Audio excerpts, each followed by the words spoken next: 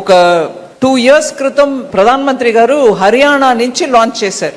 బీమా సఖి LICకి insurance company అన్నిటికీ మహిళల్ని ఏజెంట్ గా గ్రామానికి పంపించి ఇన్సూరెన్స్ ని ఇంకా ఎక్కువ కవరేజ్ ఇవ్వడానికి. అప్పుడు లాంచ్ చేసిన ఆ రోజే అక్కడే మేము 10 లక్షలు ప్లాన్ చేసాం. అక్కడికక్కడే ఒక 3 లక్షల మంది జాయిన్ అయినారు. 1 సంవత్సరం లోపల దాని రిజల్ట్ అద్భుతం. ఇన్సూరెన్స్ కవరేజ్ పోతుంది.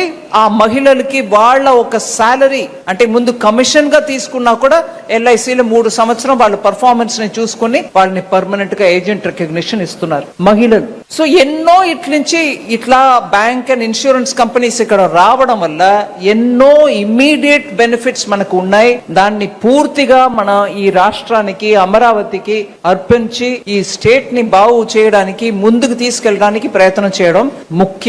దాంట్లో నేను ప్రధానమంత్రి గారికి నేను మాటికి థ్యాంక్ యూ చెప్పడానికి ఐఎమ్ డ్యూటీ బౌండ్.